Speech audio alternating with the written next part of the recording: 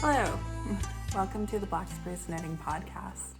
My name is Allie. I live in the Green Mountains of Vermont in the United States, on Abenaki land with my partner Chris and our dog Darwin. Darwin is usually joining me, but he's not here today. I think he's hanging out with Chris upstairs. But yeah, today's going to be a little bit of a different episode. I don't have as many different knitting projects to show today because I've been working mainly on a test knit that has taken up a lot of my time and a lot of my attention. But I am able to share some of my progress with you on that test knit.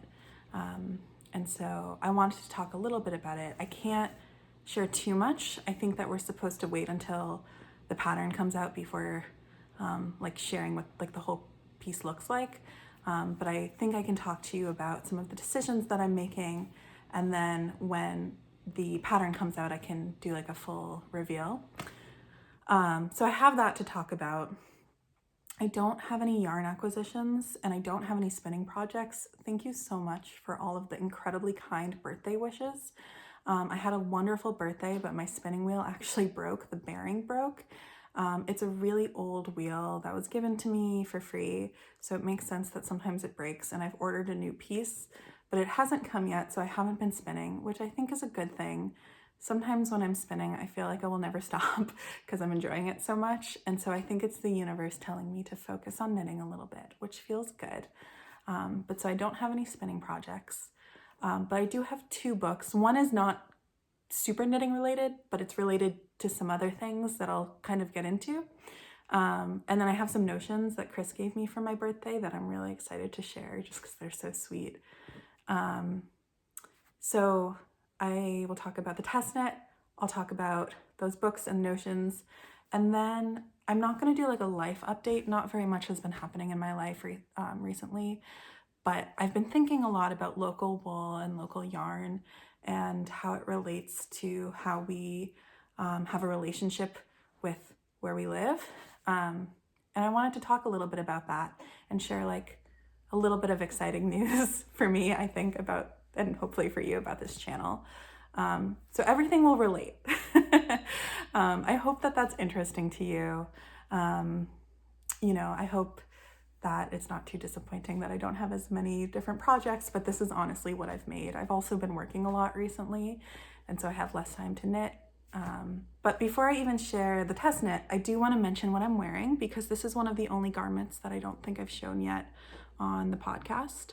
This is called the Jiu-Jise cardigan by Yamagara, who is a designer based out of Singapore.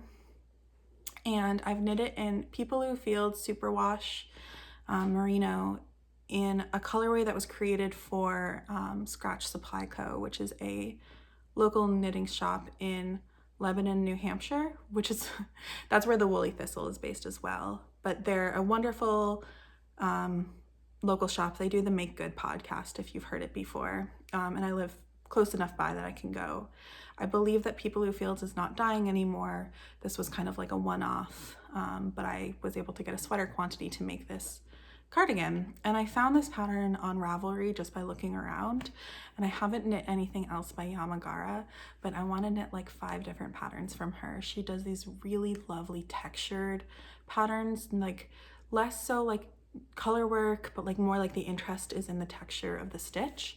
And I mean, this has this beautiful lattice stitch. It was such a well-written pattern with an unusual construction. You kind of knit in one piece, and then you seam like this, and then you knit the cuffs, and then you knit the collar, and it was a lovely experience to knit this. I would love to try knitting it in some non-superwash yarn, although I do think that the hand-dyed yarn really makes these this lattice pop. But also I had interacted with the designer a bit on Instagram, and she was so kind and wonderful, which also that kind of experience, I don't know, for me that makes me feel really excited, and it made me just want to knit all of her patterns. So I would definitely recommend checking her out. The only thing I would do differently if I made this is I would maybe make it with a little bit more positive ease. I knit this in summer 2020 when I was just starting to knit garments. I learned to knit when I was quite young, but I kind of came back to it during the pandemic.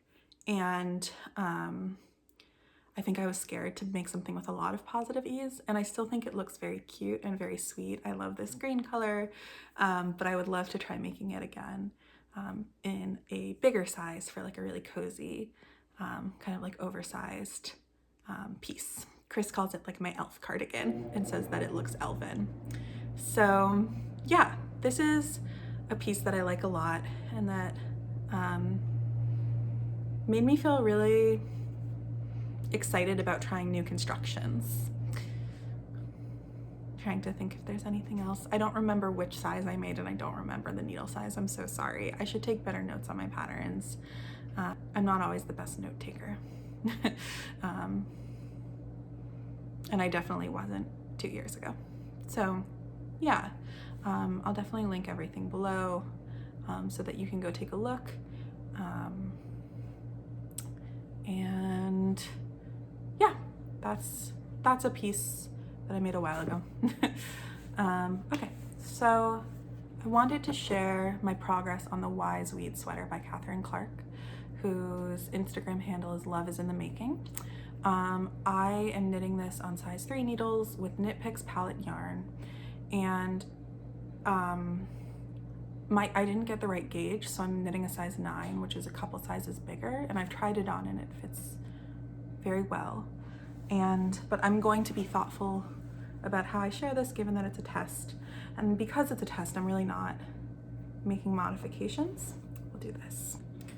So here's what I have so far. I feel comfortable.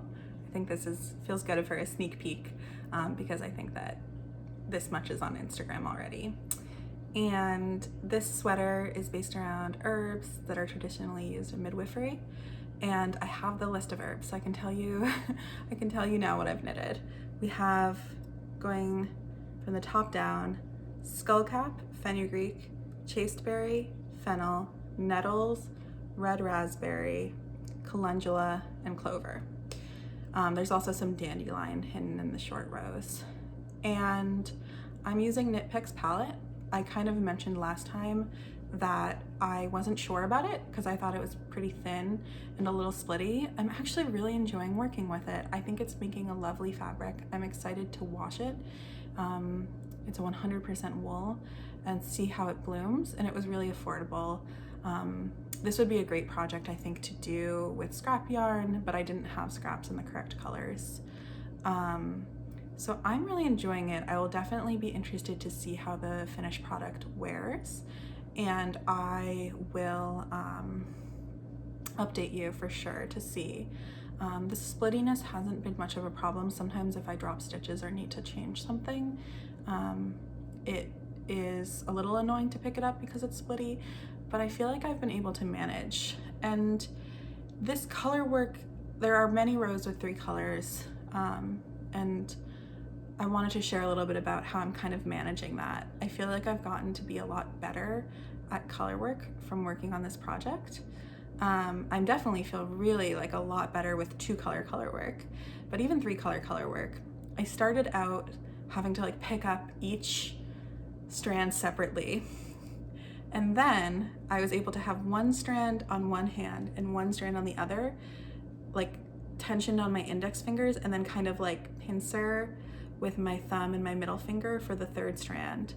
And then I was able to have 2 strands on my left hand and 1 strand on my right hand, and it was a little hard to pick, but that has been going pretty well. And I actually just got a knitting thimble. Oops, there's a stitch marker attached.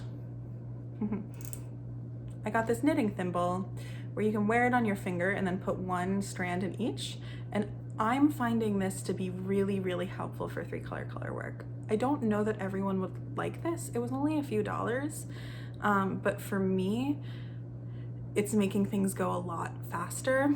I actually just finished the color work for the body, but I'm gonna have to do some color work for the sleeves. So I'm excited that I have this. Sort of interesting. And yeah, I feel like I've just really improved my ability to do color work. I am probably the way that I'm catching floats, I won't talk too much about it because I think it's probably not the best way to catch floats, but I'm catching floats left and right, and I feel like the tension's been okay. I wanted to talk a little bit about the colors as well. I don't know if you can tell, but there's supposed to be 2 shades of green. So I have this lighter green and this darker green, but the thing is, the darker green, I wasn't expecting it, but it's actually a little too close to the background color. This is Bittersweet Heather, this is Larch Heather, and this is Verdant Heather in Knit Picks palette.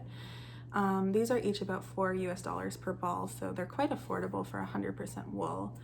But I stopped using this and started using only the Verdant Heather because I felt like these were too close and the green was getting lost. Although I actually kind of added this back. I'm not being too precious about this. I'm kind of like, I'm not modifying it at all since it is a test knit, but I'm letting myself experiment with color a little bit. And I had a different green originally in my cart, which is called Shire Heather, which is this one. Can you even see? They're a little bit different, and I wish I had gone for this one. This one has more blue in it. I wish I had gone for this instead of this, although now it's too late. But I ended up ordering more of this because I was worried I would run out since I stopped using the dark one. And when I ordered more of this, I also ordered that like colorwork thimble, and I ordered the Shire Heather so I could try some.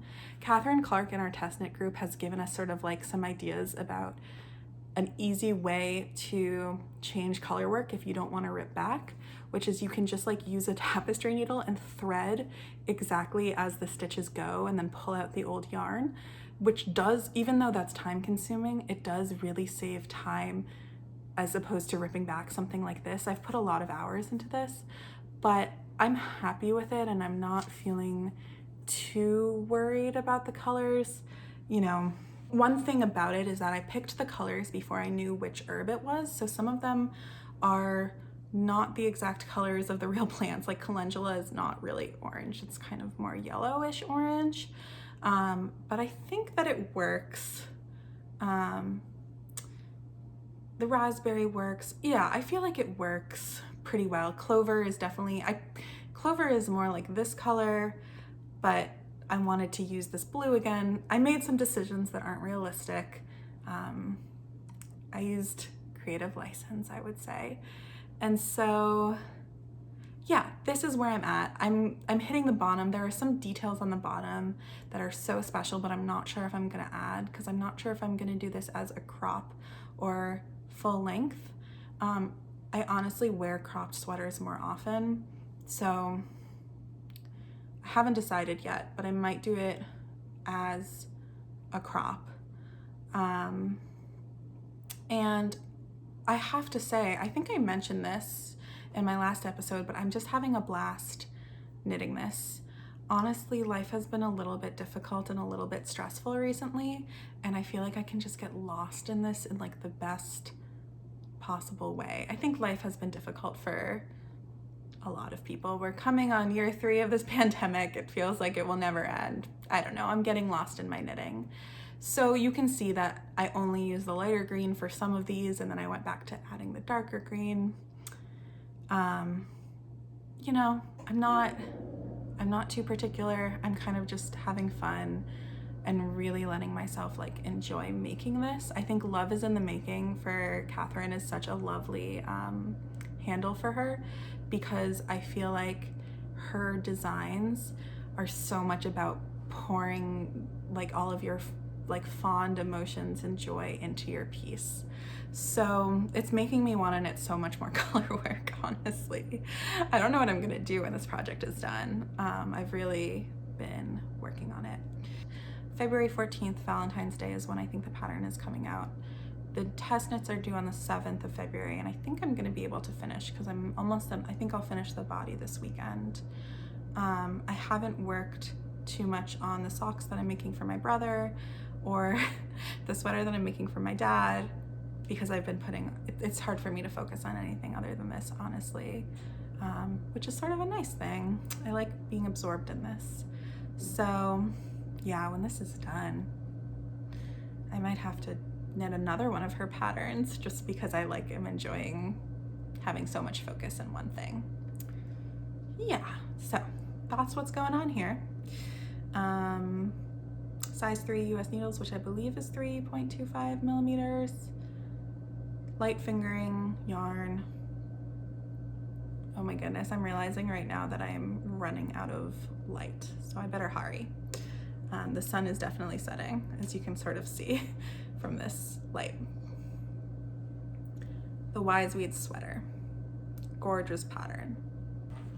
I got a lot of sweet gifts for my birthday, but I did want to share because Chris got me some notions that came in these adorable boxes. These are by Katie Green, who does the Green Bean podcast.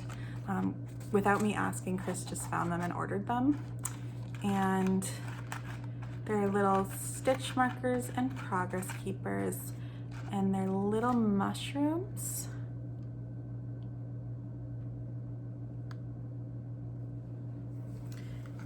And little leaves. I haven't used them yet. It's hard to get them all to face the right way. So they're so sweet. And I was just, I don't know, it was a really special thing. Chris also got me one more thing from Katie Green. This little sheep pin. And I just think that he is the cutest little sheep. And so I'm definitely gonna put him on my bag, and I think he's gonna be a little pal to keep me company while I knit. So cute. He was packed with wool. I don't know why, but that just did it for me. Yeah, so I'll definitely link Katie Green's stuff. I know that they're an artist who does like really cool things. So I also got some gift certificates for bookstores, and I don't need any fiction right now. I have a lot of fiction to read. And so I wanted to get a book that was related to knitting, but I wanted to try to find something that I didn't have. I don't have that many knitting books, but I wanted to find something that would be like really useful, especially as I try to maybe start designing. And so I got this Vogue book of knitting, and I'm gonna put some footage in here since I have my video mirrored. It's just fabulous. I'm the type of person where I usually will look things up if I need to figure out how to do them. So it's not like I frequently like need a reference book, like I'll look on YouTube and watch a video, but I'm finding that it's really useful to have everything in one place. And there's also different techniques that I wouldn't necessarily have looked up. Another thing that's immensely useful is that there's sections on designing that give numbers and math.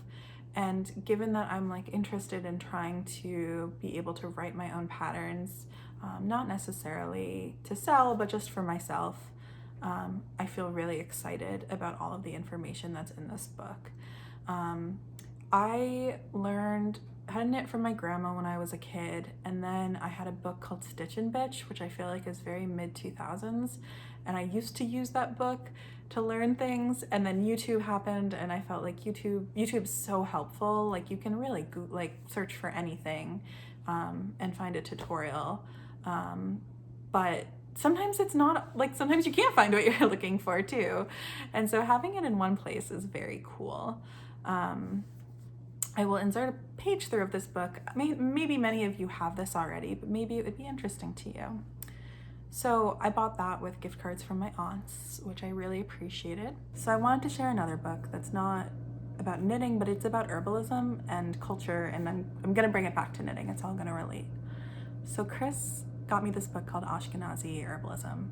I'm Ashkenazi, which means that I'm of Jewish descent, for me on both sides of my family, from Eastern Europe. And my family came to this area shortly before the Holocaust. Their relatives who stayed there in Eastern Europe and what was then the USSR, those who stayed there were killed during the Holocaust. So they came during the time of like rising anti-Semitism, and so I don't really feel like I have a homeland. I'm part of what I would call the Jewish diaspora, but I don't I feel like I'm thinking a lot about my cultural history and also the relationship that I have to where I live right now, if that makes sense. And this book is so cool because I oftentimes don't feel connected to my culture, particularly because of the Holocaust and the things that were lost when my ancestors left. I have like a religious connection, but I don't always have the cultural connection to how my ancestors lived. And this book is incredible. It's just such a treasure. It's like ethnobotany, so it's like the history of how people used plants, and it feels so special and so cool, especially since I'm interested in plants and growing things. And I always want to know more about how my ancestors lived. And so I feel really grateful for this gift. It also has me thinking about my connection to where I live right now. And I have sort of mentioned that I'm really interested in like local wool. And I want to mention that when I talk about local wool, it's never to the exclusion of non-local yarn, whether that be synthetics or wool.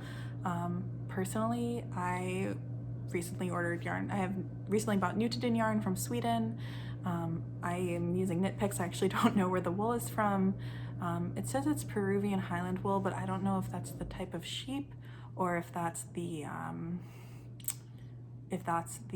like if it's from Peru. I'm not clear, and I was looking and couldn't figure it out.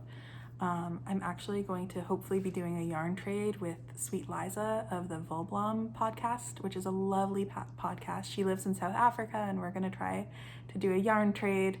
I'll link her podcast below because if you haven't seen it, she makes beautiful things and is just, I think, a lovely person.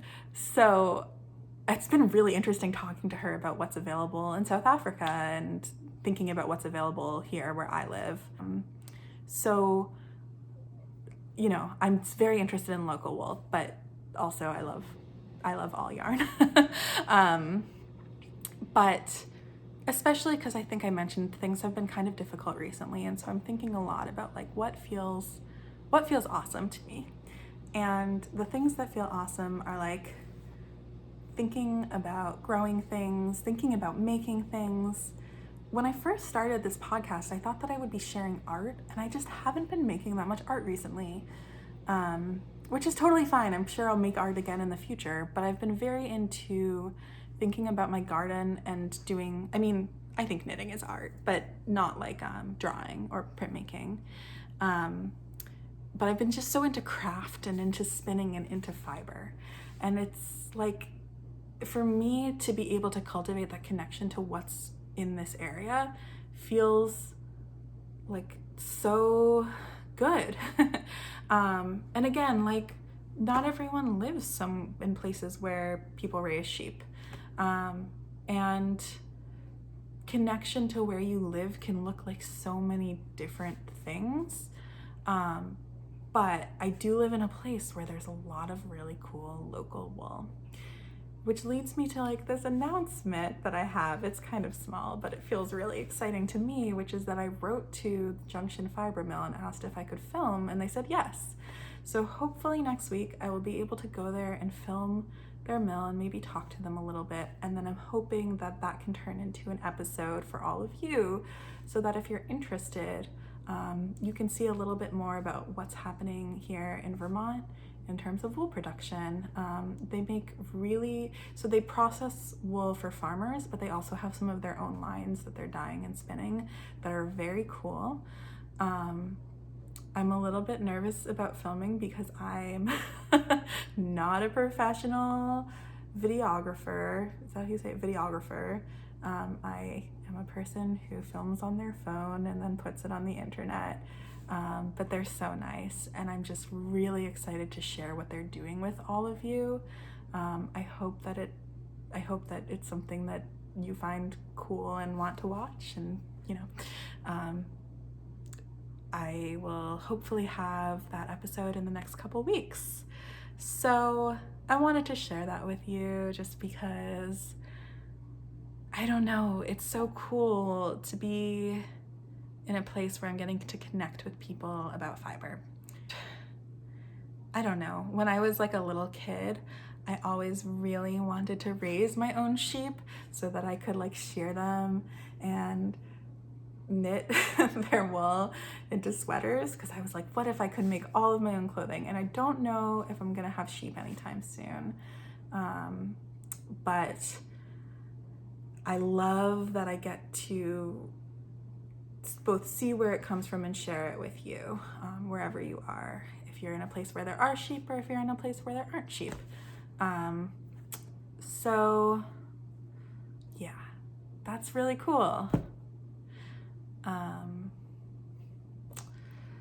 Definitely thinking about all of those things and how knitting can connect us to other people, it can connect us to ourselves, and it can connect us to the world that we live in. Yeah, oh my goodness. If you are watching this, thank you so much for watching.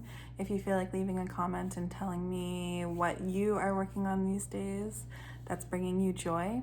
Also, if you have any other knitting book recommendations, especially books about technique, I would love to hear. I was considering some Elizabeth Zimmerman books. I was looking at lots of different things, and I still have some money left on the gift card, so I'm looking for something else.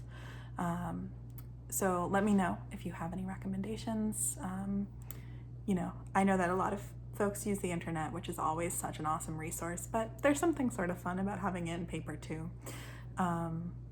Yeah, and I hope that you're doing well and just like, and that you've had a really good day. So yeah, thanks again. Take care, and I'll see you hopefully in a couple weeks with that episode about Junction Fiber Mill, and then mid-February maybe an episode about, if all goes according to plan, the Wise Weeds sweater completed. Take care. Bye.